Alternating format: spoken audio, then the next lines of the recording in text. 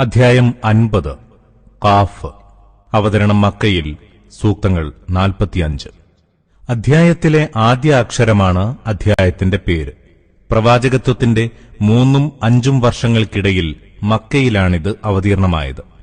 പരലോകവിശ്വാസം ഊന്നിപ്പറയുകയും അതിന്റെ അനിവാര്യതയും സയുക്തികതയും വ്യക്തമാക്കുകയും ചെയ്യുന്ന അധ്യായമാണിത്.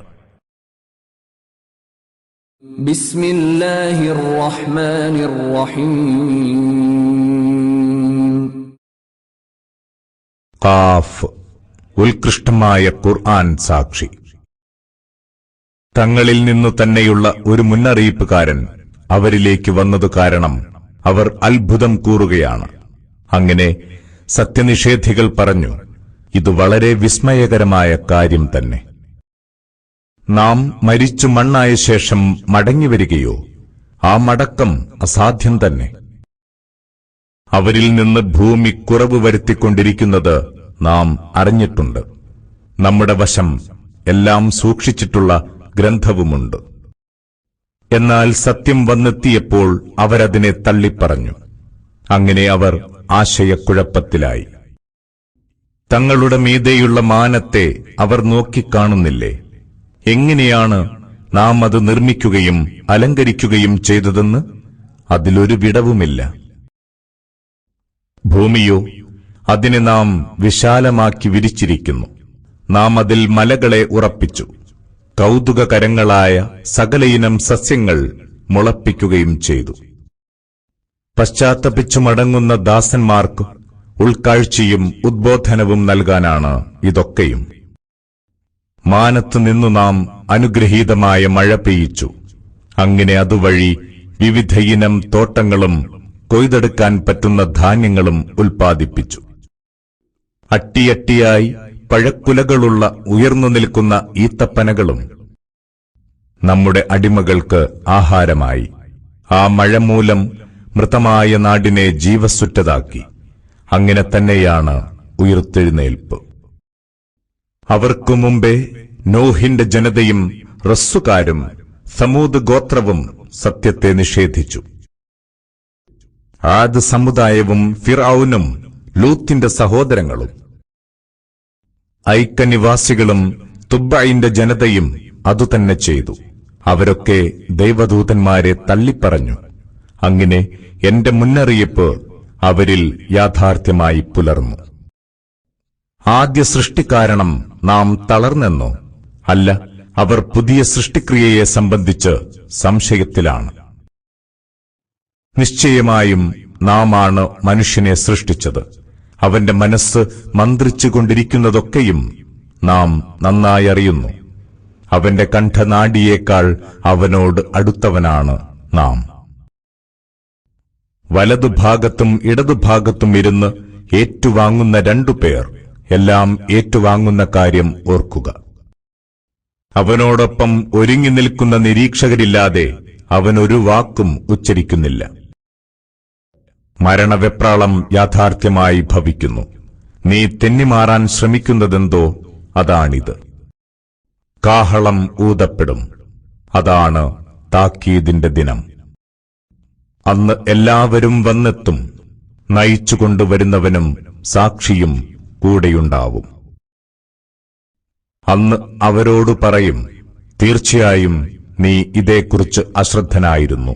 എന്നാൽ നാം ഇപ്പോൾ നിന്നിൽ നിന്ന് ആ മറ എടുത്തുമാറ്റിയിരിക്കുന്നു. അതിനാൽ നിന്റെ കാഴ്ച ഇന്ന് മൂർച്ചയേറിയതത്രേ. അവന്റെ കൂടെയുള്ള മലക്ക് പറയും, ഇതാ ഈ കർമ്മപുസ്തകമാണ് എന്റെ വശം തയ്യാറുള്ളത്. അല്ലാഹു കൽപ്പിക്കും, സത്യനിഷേധിയും ധിക്കാരിയുമായ ഏവരെയും നിങ്ങൾ ഇരുവരും ചേർന്ന് നരകത്തിലിടുക.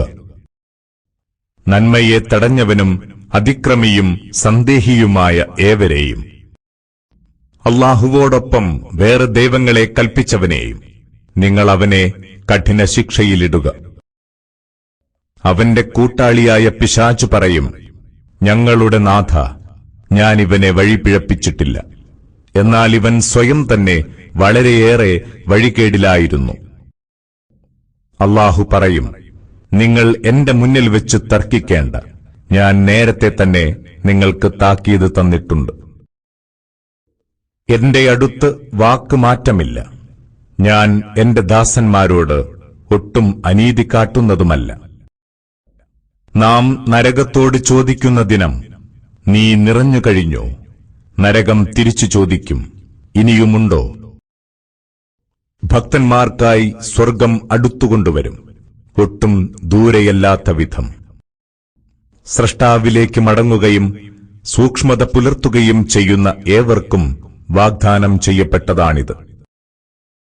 അഥവാ പരമകാരുണികനെ നേരിൽ കാണാതെ തന്നെ ഭയപ്പെടുകയും പശ്ചാത്താപപൂർണമായ മനസ്സോടെ വന്നെത്തുകയും ചെയ്തവന്. സമാധാനത്തോടെ നിങ്ങൾ അതിൽ പ്രവേശിച്ചുകൊള്ളുക. നിത്യവാസത്തിനുള്ള ദിനമാണത്. അവർക്കവിടെ അവരാഗ്രഹിക്കുന്നതൊക്കെ ലഭിക്കും. നമ്മുടെ വശം വേറെയും ധാരാളമുണ്ട്. അവർക്ക് മുമ്പ് എത്ര തലമുറകളെയാണ് നാം നശിപ്പിച്ചത്? അവർ ഇവരെക്കാൾ വളരെയേറെ ശക്തരായിരുന്നു. അങ്ങനെ അവർ നാടായ നാടുകളിലൊക്കെ അന്വേഷിച്ചു നോക്കി, രക്ഷപ്പെടാൻ വല്ല ഇടവും ലഭിക്കുമോ എന്ന്. ഹൃദയമുള്ളവനും മനസ്സറിഞ്ഞു കേൾക്കുന്നവനും ഇതിൽ ഓർക്കാനേറെയുണ്ട്. ആകാശഭൂമികളെയും അവയ്ക്കിടയിലുള്ളവയെയും നാം 6 നാളുകളിലായി സൃഷ്ടിച്ചു. അതുകൊണ്ടൊന്നും നമുക്കൊട്ടും ക്ഷീണം ബാധിച്ചിട്ടില്ല. അതിനാൽ അവർ പറയുന്നതൊക്കെ ക്ഷമിക്കുക. സൂര്യോദയത്തിനും അസ്തമയത്തിനും മുമ്പേ നിന്റെ നാഥനെ വാഴ്ത്തുക, ഒപ്പം കീർത്തിക്കുകയും ചെയ്യുക. രാവിലും സ്വൽപ്പസമയം അവനെ കീർത്തിക്കുക, നമസ്കാര ശേഷവും. അടുത്തൊരിടത്തുനിന്ന് വിളിച്ചു പറയുന്നവൻ വിളംബരം ചെയ്യുന്ന ദിനത്തിനായി കാതോർക്കുക.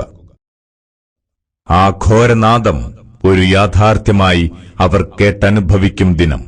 ഖബറുകളിൽ നിന്നുള്ള പുറപ്പാടിന്റെ ദിനമത്രേ അത്. ജീവിപ്പിക്കുന്നതും മരിപ്പിക്കുന്നതും നാമാണ്. തിരിച്ചുവരവും നമ്മിലേക്ക് തന്നെ. ഭൂമി പിളർന്ന് മനുഷ്യർ പുറത്തു കടന്ന് അതിവേഗം ഓടിവരുന്ന ദിനം. അவ்விധം അവരെ ഒരുമിച്ചു കൂട്ടൽ നമുക്ക് വളരെ എളുപ്പമാണ്. അവർ പറഞ്ഞുകൊണ്ടിരിക്കുന്നതിനെപ്പറ്റി നാം നന്നായി അറിയുന്നു. അവരുടെ മേൽ നിർബന്ധം ചെലുത്തേണ്ട ആവശ്യം നിനക്കില്ല. അതിനാൽ എന്റെ താക്കീത് ഭയപ്പെടുന്നവരെ നീ ഈ ഖുർആൻ വഴി ഉദ്ബോധിപ്പിക്കുക.